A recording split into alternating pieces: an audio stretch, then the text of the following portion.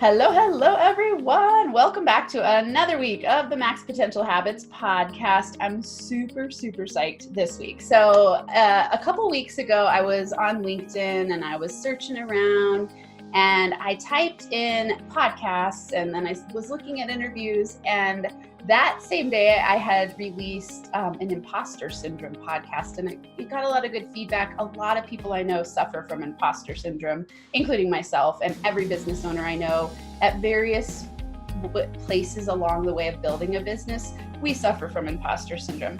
So I found an incredible guest that I met on LinkedIn. She is a top voice in LinkedIn. She's a psychologist, an executive coach, and an organizational consultant. Her name is Dr. Lisa Orbé-Austin, and she has recently written a book on imposter syndrome that's soon to be released. It's called... Oh, actually, I'm going to let you introduce it, Lisa. Sure. Welcome to the show. And anyone listening, she has such a stacked bio that I'm not going to read it today because it's long and incredible and powerful. So it's going to be in the show notes. And just know that you are listening to somebody who has helped many people, been featured in all kinds of incredible outlets like the New York Times, NBC News, Forbes, the Huffington Post. I mean, this woman is a powerhouse and she knows what she's talking about. So tune in for an incredible show. If you want to beat imposter syndrome and learn tips on how to do that, learn what it is, learn how to overcome it, she is your woman. So welcome to the show, Lisa. Thank you so much for having me. Yeah. So tell us about yourself. First, I would love to know how you got into coaching, because I know you have your doctorate in psychology. Is that right? Yep. Yeah, and Okay. I'm a psychologist. Yeah. So I think a lot of people don't realize this, but there are two main branches of practicing psychology. One is clinical and one is counseling. There are clearly others like school, but the general gist of private practitioners people think of as psychologists are along those two lines. Counseling psychology diverged from clinical in the 50s when people were coming back from war. And one of their specialties were helping people to do vocational rehab. So to help them to figure out what kind of careers would be possible for them after they left the military. And counseling psychologists became at the forefront of testing, kind of career counseling. And so our branch of psychology has a particular expertise in career counseling. Most people don't know that. Many of us don't practice it or kind of engage in it, but we were trained and kind of is steeped in the testing and the kind of development of career. And when I graduated and started my practice, my husband, it was actually his area of focus was career. And I always thought it was super boring because I just thought the material was dry and unpleasant. But he was the first person to teach me that the personal is professional and the professional personal. And I think when I saw it come alive in the work is then I was like, because I was always interested in identity. Identity was my real love. And so I could see how much career was connected to identity. And that's where we kind of started to do that particular branch of work. We opened our practice a year before the recession. When the recession hit, all the psychotherapy pretty much dried up. And who came to our practice were career folk, people who wanted to make career transitions, deal with their careers. And that's how our specialty of our practice was developed. Wow. Such a cool story. I always love listening to the twists and turns that people take and how often it's a big dip in the economy or some big life event that causes you to go a different direction than you thought you would. Yes. Yeah. Yes. So, the pathway is not often straight. Right. I almost never. Yes. I'm curious, you were talking about identity and one of your loves. Will you talk about that a little bit? What does that mean to you? So for me, my passion was really around racial identity and the impact of racial identity on development and how we see ourselves.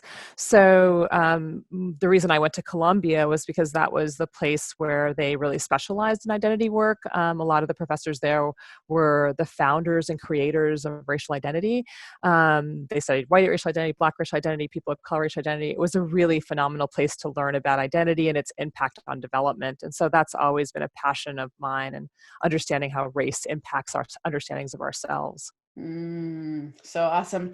My dissertation research was with incarcerated men and looking at their Uh-huh. development of masculine identity through trauma and through Oh, gang wow. involvement in prison. And so a lot of overlap. And Oh, fantastic. right. I mean, Yeah. it's so powerful to think about how our environment shapes macro systems, our Yeah. interaction with the system, trauma. I Yeah. mean, it's such a Yeah. powerful force. And it's interesting for me. I never thought I'd go into coaching and I didn't either. I was working with prisoners, and it just became one of those things where I really wanted to be able to provide solutions. Yeah.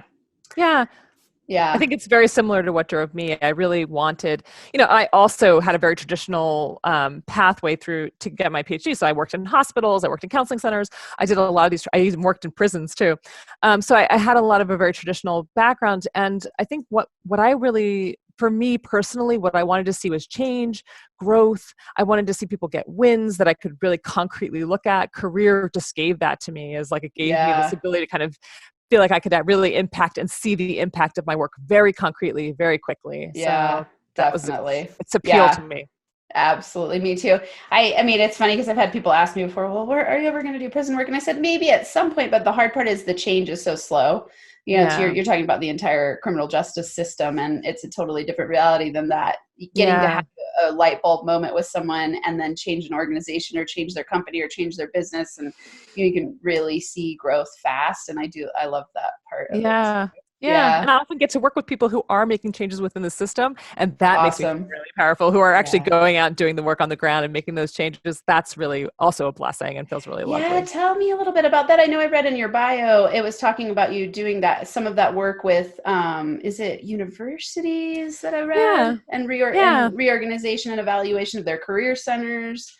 Yeah, so we Yeah, do a lot of different work in like organizations, and it depends. Sort of the problem is often very different with the organization. So sometimes they ask us to come in, and they have a very special group of people who they feel like are not getting enough leadership support. So we'll do like leadership institutes and teach like the people that are not getting the time to kind of think about their leadership. That's super fun, especially in really challenging environments in which there isn't a lot of time to think about leadership. It's like we're just got to do our jobs.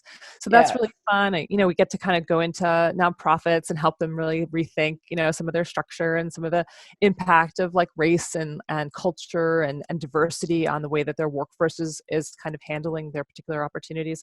So it's a really like fun opportunity to kind of both be in the room and do my one-on-one coaching, but also go into organizations and help them shift their thinking, help them think about diversity in different lenses, help them think about leadership in in different ways, give them space for leadership. So yeah. really Wow. fun. I'm curious, what's your definition of a powerful leader? I don't know if I have one definition. I mean, I Okay. think it really depends. It's super contextual to the environment.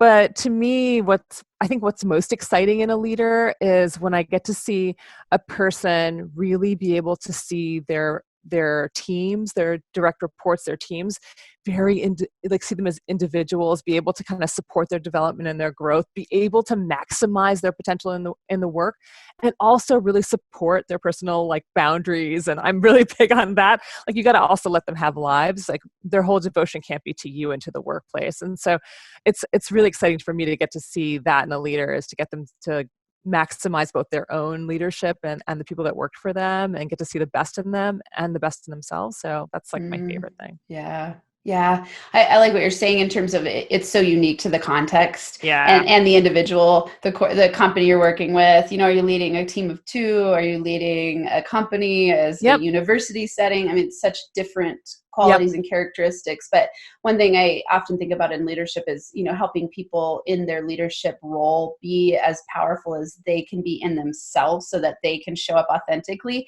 And it Yeah. ties to that imposter syndrome piece, Mm-hmm. right? Yep. Absolutely. Let's dig there. I want to know what would you say, describe for people listening what the elements of imposter syndrome are, a definition, some things to look for, that kind of thing. Sure. So first of all, I'll say it's not a mental health illness. I get a lot of that question a lot because I'm a psychologist. They think it's a mental health disorder. It is not. It's a Yeah. phenomenon. So it's a constellation of behaviors, thoughts that kind of create this experience. So it typically is found in people who are high achieving, who have credentials, who have expertise, who have experience, and yet they can't internalize that experience. That experience feels like it's either due to a mistake, to luck, to a relationship, but it's not due to their own competence. And so as a result of not internalizing that, they really rely on a lot of external feedback to get approval for those, moments that they're actually achieving. The problem is that approval doesn't last but a hot second. And once that approval is gone, the insecurity returns right back. And so it kind of creates what they call the imposter cycle. And so oftentimes what you see underneath it is a lot of perfectionism, a lot of insecurity about their achievements, how they got them. You see this really pervasive fear of fraudulence, of being exposed as a fraud. So mistakes aren't really tolerated for themselves and sometimes for others as well. So it's kind of this pervasive fear of being found out as a fraud, and you constantly have to cover it up by overworking. And there's another feature sometimes that's less talked about, which is the self-sabotage. So some people overwork and they're really good at being perfect. Some people, because the anxiety about the performance is so great, they often procrastinate, engage in self-sabotage, and then, still perform well, but sometimes there's a mixed result. And when they get that mixed result, they feel like that's another exposure of their fraudulence. Okay. Wow. That was packed with so much that I see in so many people I work with, and myself, in the past of myself, even stepping into coaching or when I got my PhD. And, it's like this constant mindset tricks, right, that we learn in order to go, oh, I see this happening. And as we get more self-reflective, we can go, okay, I see imposter syndrome happening, and I can step into a different way of being because I understand what is happening there, instead of just kind of buying into it and going with it. Yes. Something I want to talk about first that you said, and there's a lot that I want to break down there. You said it's not, I think the name in and of itself, when it's called a syndrome, people think about it a very specific way. So I like that you highlighted that it's not, it's a combination of behaviors and thoughts. Can you say a little bit more about that? I think that's really important. Sure. I mean, Clance and Imes, the two psychologists that developed this concept in the 70s, they are very, very adamant about the fact that it not be called a syndrome, but it's become popularized as syndrome instead of imposter phenomenon. So people don't recognize imposter phenomenon the same way they recognize syndrome. Okay. And I think what you're pointing to is the fact that despite it not being it's not a mental illness, it does have some early developmental antecedents. So there are some oftentimes early behavioral experiences that people go through that kind of create a fertile ground for imposter syndrome developing. Go ahead. It's funny for those of you listening, we can see each other on Zoom. If you're on the podcast, we're seeing each other. So, she saw me getting excited to lean in and say something, and then she paused. That was awesome. I think you were going there anyway. I was going to say, what are some of those antecedents? Sure. So one of them is as being thought of or having a very specific role as the smart one. So in your family, you were considered the one who was like super intelligent, like really capable. Things came naturally and easy to you. And as a result of that, you didn't have to work at things. And so this idea of anytime you have to work, it's proof that you are not as naturally gifted as people thought you were. And so this very dichotomized kind of idea of like intelligence. Like intelligence requires no work. And then the other one is that you are often the person who was not the smartest, but you knew how to work hard. And so the idea is that everything you got was from extremely hard work, that you don't have natural gifts, you don't have natural skills and talents. You must work hard at everything in order to achieve it. And the third one is not one, those two are really talked about pretty heavily in the research literature. The third one we talked about, my husband and I, when we were developing the book, is like, I see a third type that isn't often talked about in the literature. And it's people who were neither thought of by parental or adult figures as the smart one or the hardworking one. There were no typical adult figures around. They had to survive. So there's a survival, I think, one where they weren't thought of as either. They wouldn't characterize themselves in either category. They just had to survive. They had to learn how to excel to survive, because there wasn't a lot of support. There wasn't a lot of like parental figures or people around kind of helping usher them to the next place. And so their kind of struggles are often around, I'm doing this because I need to stay above water.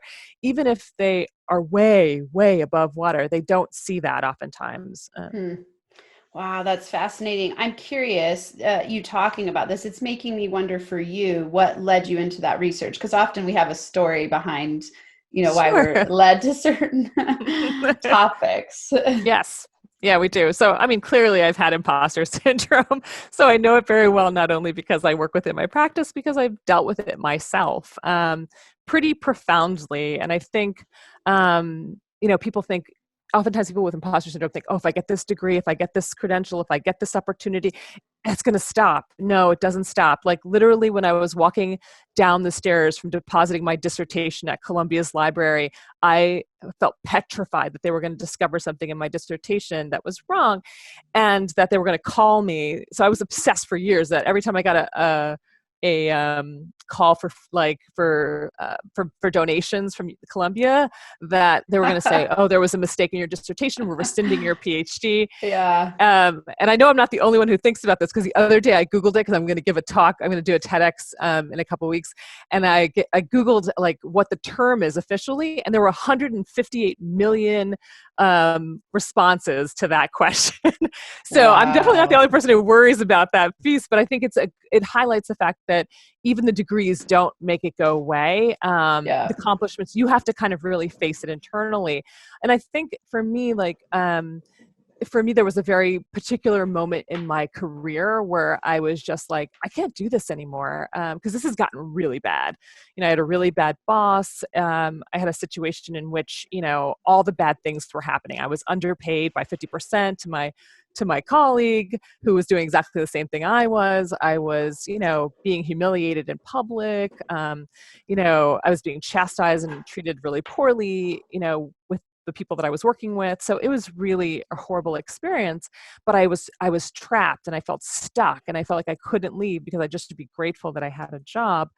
And I was, talking about it incessantly about how horrible it was, but everyone was like, why don't you just leave or find another job? And I just felt paralyzed.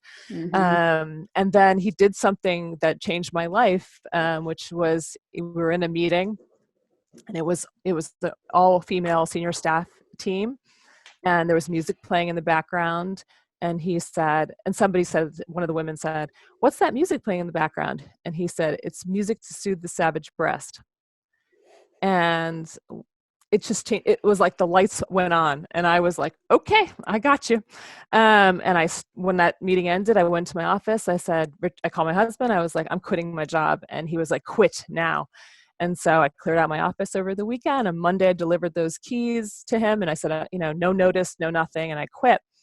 And he was his horrible self, which was pretty predictable and threatened my career. All the things I feared sort of came alive.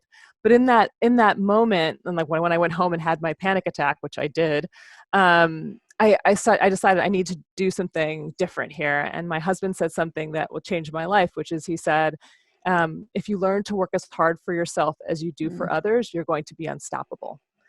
And I just started to study for my licensing exam, put my business together, think about what I wanted for myself. I took all that energy I was investing in other people and I put it toward myself, and I built my practice, which has been a gift to me in more ways than I could ever describe. To listen to the full episode, head on over to nfacoaching.com, hit the podcast link, and it'll take you to all of the full episodes. And go ahead and leave some comments. I'd love to hear from you to know how these inspirational interviews, tips, and tools are impacting you in your life and business. And be sure to hit that subscribe button so you never miss out on any of the Max Potential Habits episodes.